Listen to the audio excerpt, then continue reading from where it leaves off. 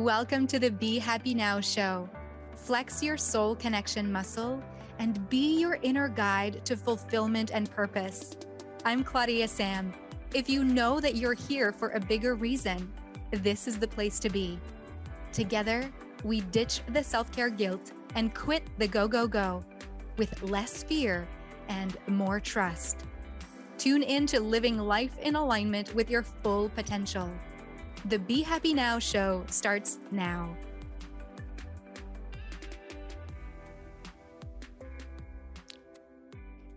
Welcome to the Be Happy Now show. Oh, this episode is all about the dance between the ego and soul. If you're like, Claudia-Sam, I'm not dancing with the ego. It's really annoying me. Well, let's discuss that today. Let's open ourselves up to the idea that it gets to be a dance. It gets to be playful and fun, to choose between the ego and soul, between the mind and the heart, between a life led from fear and a life led from love, because we get to open those parts of us that are more in the dark as much as we get to explore the parts of us that just want to be out in the sun, open and abundant. My name is Claudia-Sam. I'm your soul connection coach, and I support passionate leaders and guides who know deep down inside that they're here to lead life from their passions. And using my tune-in method, I support them to find that confidence to reach for beyond the stars so that they can be confident within who they are and finally say yes to themselves, put themselves at the top of the to-do list without feeling guilty or unproductive or like they're compromising the people they love in their lives. Pardon me. And today we're going to talk about my own experience of dancing between ego and soul. And I'm going to invite you to do the work with me today and to explore what that means for you as well. And at the end of the episode today, I will give you a little gift so that you can put yourself first. I created a free 3-step audio guide that takes you only 15 minutes to actually turn your gaze within and rise on the I'm important meter. If you feel like you've not put yourself first, if you feel like, I'll get to me tomorrow, but then tomorrow never comes, well, the Put Yourself First free 3-step audio guide is your gift that I will gift you at the end of our episode. The link is in the show notes anyways. Let's first talk about why the dance between ego and soul. Like, why is this even a thing? Personally, as your soul connection coach, this is me living my mission. I am here to embody the truth of who I am. What that means for me is that I am here to lead my life from a soul, heart-centered place. Let's go further than that. What that means is that I choose to not make decisions from fear. I led this business. I grew my business from a place of, it was not certain. It didn't feel quote unquote safe, because when I jumped into wanting to create my business, I did not have a plan. I did not have the perfect amount of money in my account, and I did not know where I was going. But I trusted my soul. I trusted my intuition that that's where I was meant to be. And now I've impacted the lives of over thousands of people from the work that I do. And it's not a joke. I haven't worked yet one-on-one with 1,000 people, but with the meditations that I offer on Insight Timer, with my group and one-on-one practice of soul connection coaching, that is where I have been. And just with this comment, let's notice how my ego wanted to repair the fact that, people might think that, have I really coached 1,000 people? See, like the ego wants to correct that, wants to make it right, wants to be quote unquote the right or good person. This is the part of the ego that I choose to dance with.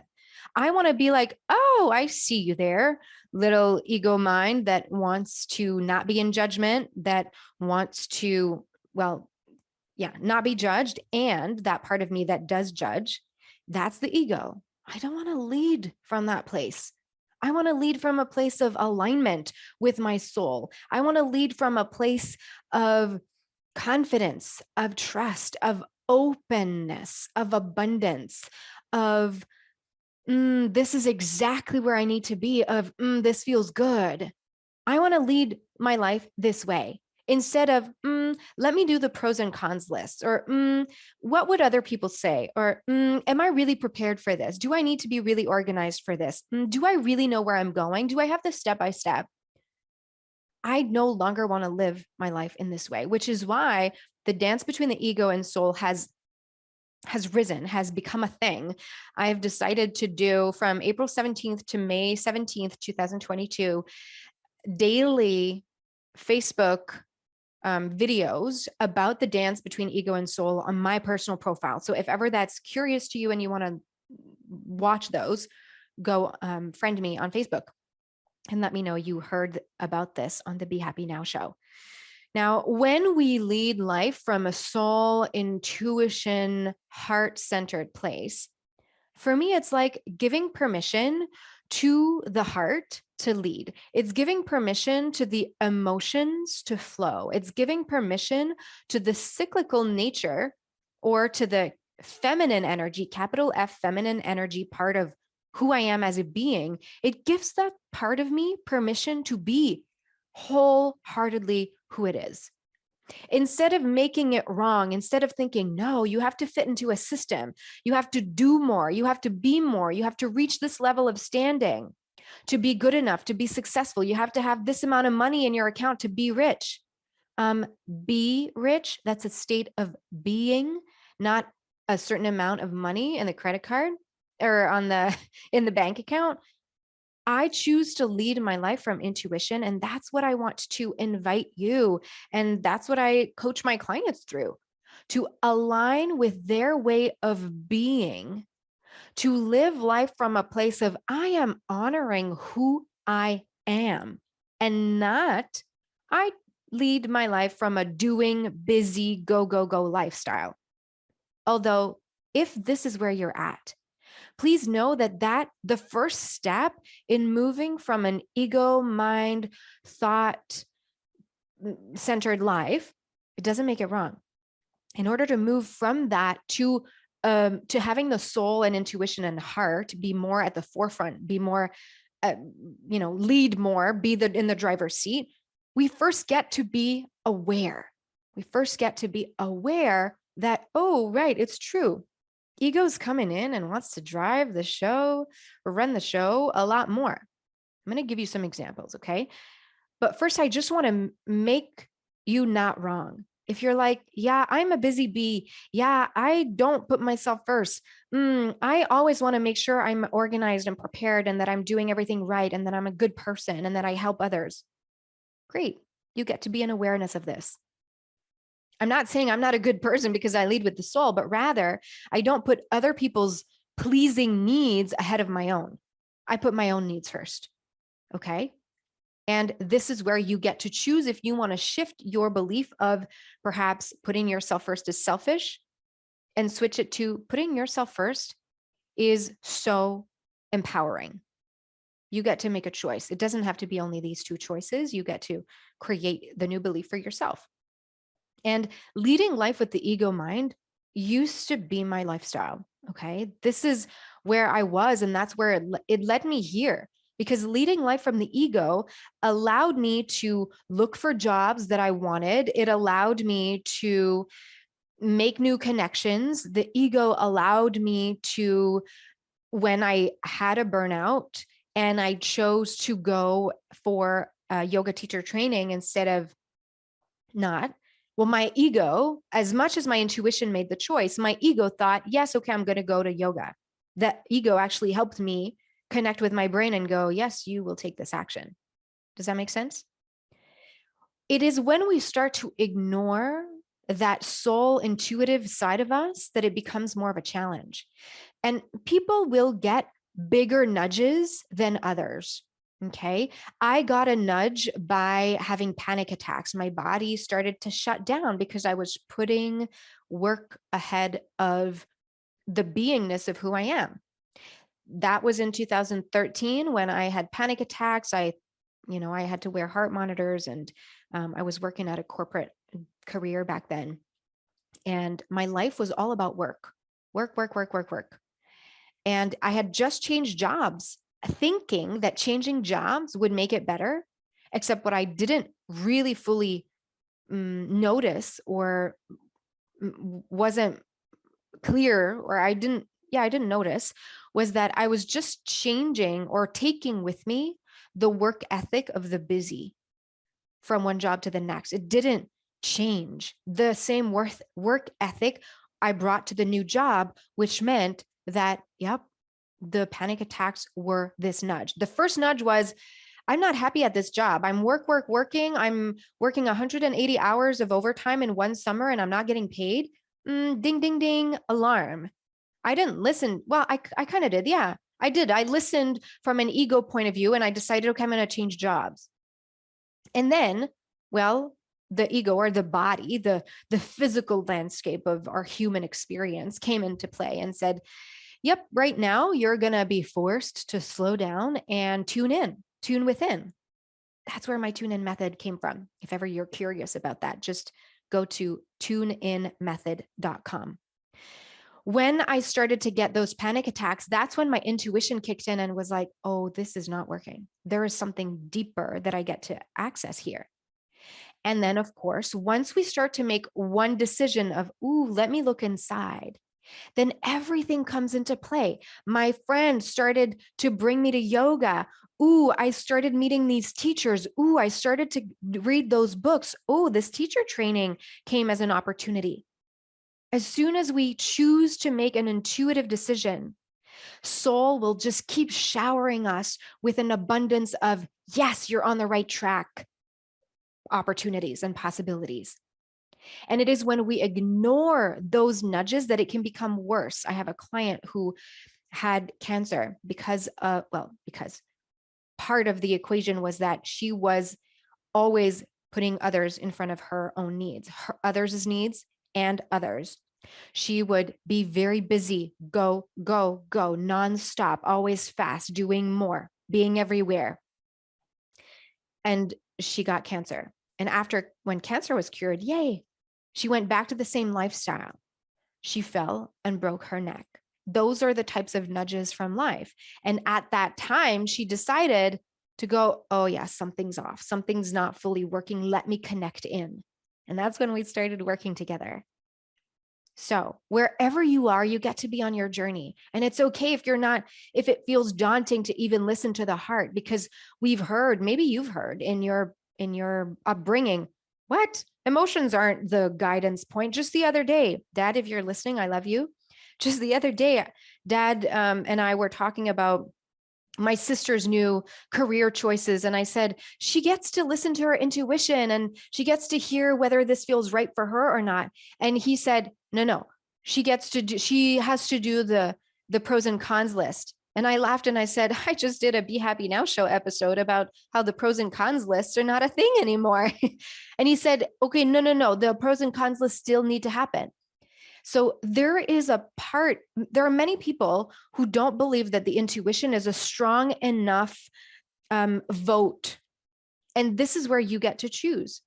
Am I willing to believe in my intuition? Am I willing to trust that I am in a soul alignment when I lead with my heart, when I make a decision from my intuition?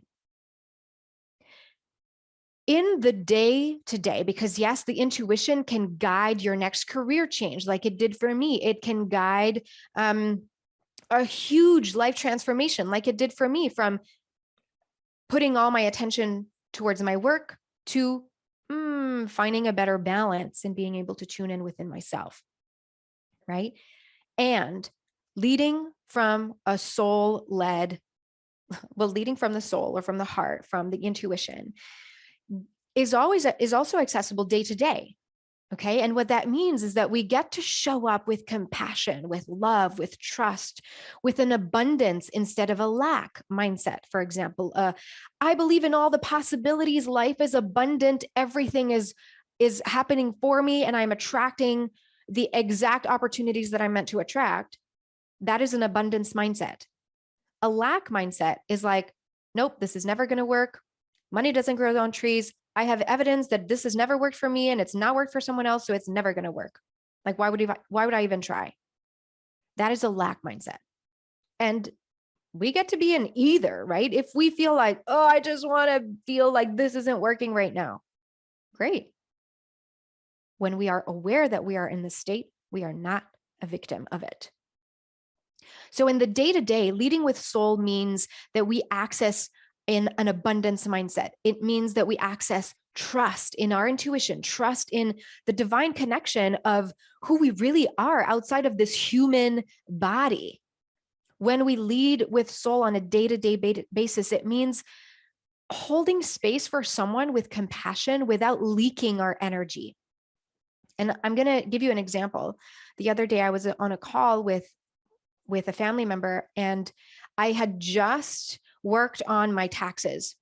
And between you and me, working on numbers is not my cup of tea. Okay. It's not, it stresses me out. It's anxious. It's just, I don't understand the numbers. Even though it makes a lot of sense to many people, it doesn't to me. It could be also why it's easier for me to lead with soul than it is with the mathematical, logistical mind frame. So all to say that I had just worked on my taxes. I was feeling stressed and anxious. I wasn't understanding it right. I felt like a loser for not understanding it. And so I was judging myself. And I chose to, right after that segment of time, to take a call from a family member instead of listening to my intuition that needed the time to breathe and be with those feelings so that they could move out of my body, so that I could show up on the call with compassion, with love, with abundance. And instead, what happened is that I didn't listen to the intuition on that day-to-day. This is a day-to-day thing that happens. You get on a call, you get off a call, you do an action, you take another. I went on the call. My ego was in the driver's seat. Oh my gosh. It wanted to be right. It wanted to prove. It wanted to convince. It didn't want to let go the idea that it had. What that does is it's like getting into a boxing ring and being the fighter and being like, okay, other person on the other end of the line, you got to come onto this boxing ring with me, because otherwise this call is not going to go the way I want it to go. Meh, meh, meh. That's kind of the energy I went in the call with. So that wasn't an open and compassionate energy. And then that ended up in the other person crying. I'm not saying I'm responsible for the other person crying, because we are all responsible for our own emotions. We are also responsible for the energy that we bring into a space. And therefore, I was responsible for the energy I was holding in that call.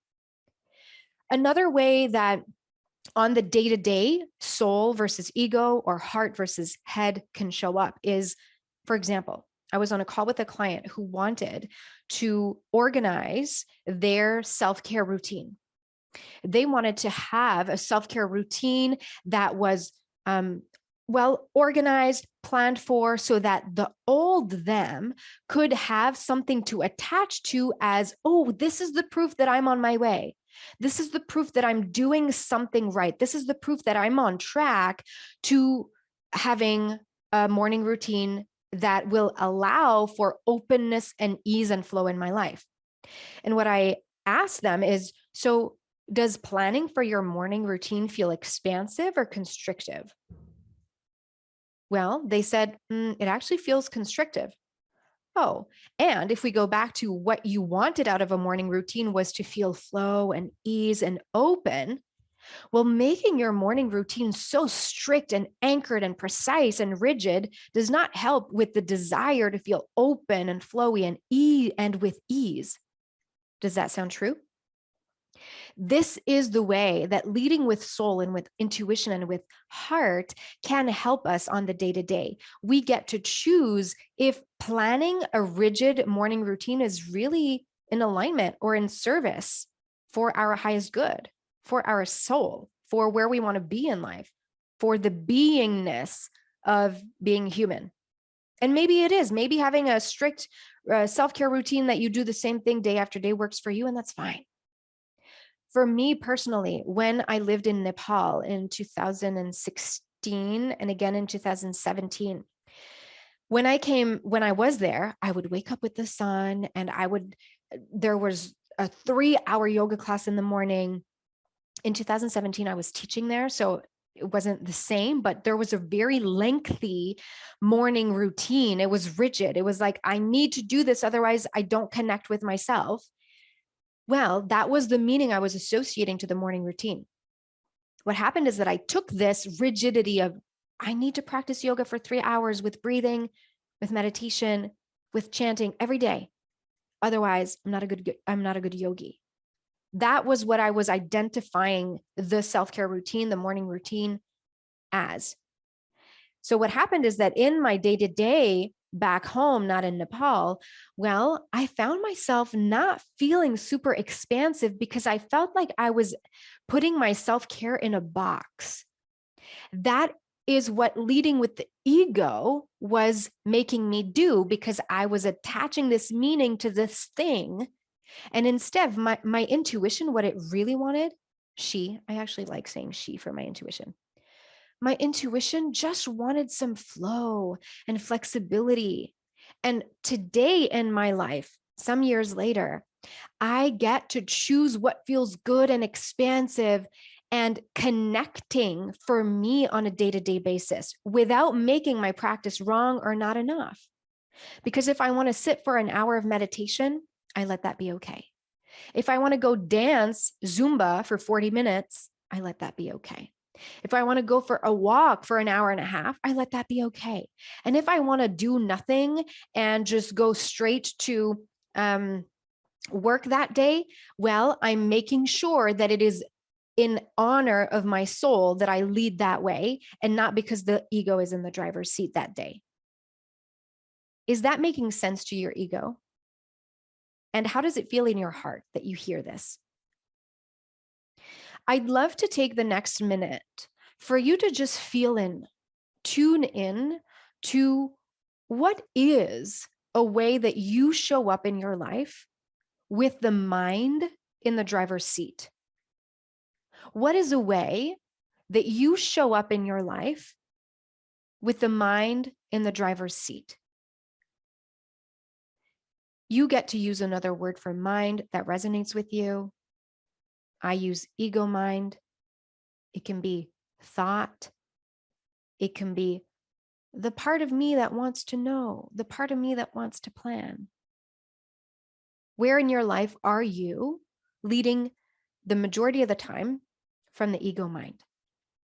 And if you're listening to the recording of this, you can pause, take a few breaths, and then answer the questions from whatever comes up. The other question I have for you is, where in your life do you give your soul permission to lead? Where in your life do you give your soul permission to lead? And maybe it's like, I don't really let my soul lead much.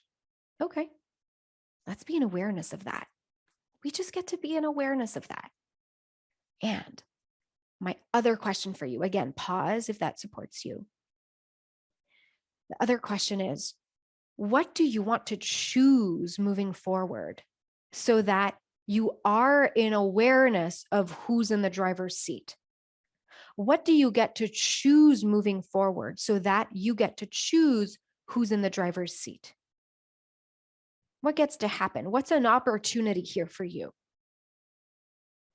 In my own experience of dancing between the ego and soul, where I challenge myself is to not judge myself. So for example, just before coming on and recording this Be Happy Now show with you today, well, I was sitting in front of my fireplace because I had no power a few hours ago. I did not put lipstick on or makeup on. My hair was not quote unquote done. I didn't have earrings. I had probably like my workout clothes on. And my ego was like, you need to brush yourself up. And I allowed myself to do that a little bit without judgment, without making that wrong. And that's it. And it felt good. I try to make decisions from a place of, does this feel in alignment? Does this feel expansive? That would be more soul-led. Or I also get to see, does this feel constrictive? Does this feel like it's really in service to me or not? And if it doesn't, if it feels like it's not in alignment or in service, if it doesn't feel open and expansive, and instead it feels constrictive and tense and tight and stagnant, then The empowered energy I choose to be in is that I make a choice. Do I want to be in this constrictive energy? Yes. All right, fine. Again, if we're aware, we are not a victim of it. And if I'm like, hell no, I don't want to be in the ego right now. I want to be in alignment. I want this to be an empowered decision of me in alignment with my intuition and my heart and my soul. Great. I get to make a little deviation and choose again. Choose my thought pattern, choose the next action I will take, choose the belief I take on, choose the energy I arrive in a call with, for example. And I created the tune-in method, like I mentioned before, because I was tired of having to follow the rules of like, this is how you get to the top of your career. This is what you need to do to reach success. This is what you need to buy and have and look like to be happy. I no longer wanted to abide by those external rules, which for me personally was me leading a life in alignment with my ego mind, influenced, and I no longer wanted that. So I chose to just do it differently, which is why I created the tune-in method. And again, if you're curious about that and where you stand in the tune-in method, then go to tuneinmethod.com and just click on the button that says say yes to yourself so that we can get on a heart to heart. And this is an opportunity for us to, meet and for you to maybe see, where can I get clarity? Where am I in the tune-in method? Because there's 3 steps and we can just gain clarity together on that. No strings attached. All right. I'm so excited that you get to be here and that you're making a choice to listen to this and explore what the dance between ego and soul can look like for you. And just as we end, I got confirmation on a call the other day when a person I was chatting with said, so what's the training you did to be a soul connection coach? Because I want to be able to take my practice more virtual and I want to be able to lead with my intuition more. And I said, well, I explained where I came from and the yoga teacher trainings I did and the panic attacks and the burnout and how actually people started to ask me to coach them. And that's how my soul connection coaching business grew. I lead with intuition. I lead my life with soul, and I don't let other certifications and programs tell me that I'm worthy to lead with intuition or not. And my job is to help you flex your soul connection muscle and be your own inner guide. This isn't about me giving you theory and saying, follow this. This is the only right way. No.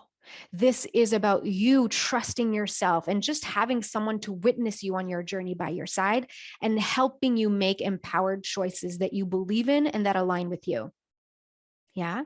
It was great because she confirmed that that's what she wanted, because an in-person action I did was when we planned for our next call, I closed my eyes instead of looking at my calendar and what quote unquote would make sense for the time for us to meet. Instead, I said, let me feel into when would be the best day, and then we'll figure it out, quote unquote, from there in a more logistical way. And we did that. And it was so inspiring for her to see. And it felt really good for me to honor that within myself too. So I hope that we get to meet. Thank you so much for being here and exploring the dance between ego and soul. Let me know what answers you got from the soul connection coaching questions I shared with you. Make sure to like and subscribe to and follow the podcast wherever you hear it. And I hope to see you again soon. You've been listening to the Be Happy Now show with me, Claudia-Sam. Flex your soul connection muscle and be your inner guide to fulfillment and purpose. Tune in live every Thursday at 6:30 p.m. Eastern on transformationtalkradio.com. You are worthy of being you and of connecting to what stops you from living the life you are meant to live. Access more soul connection coaching at claudiasamcoaching.com.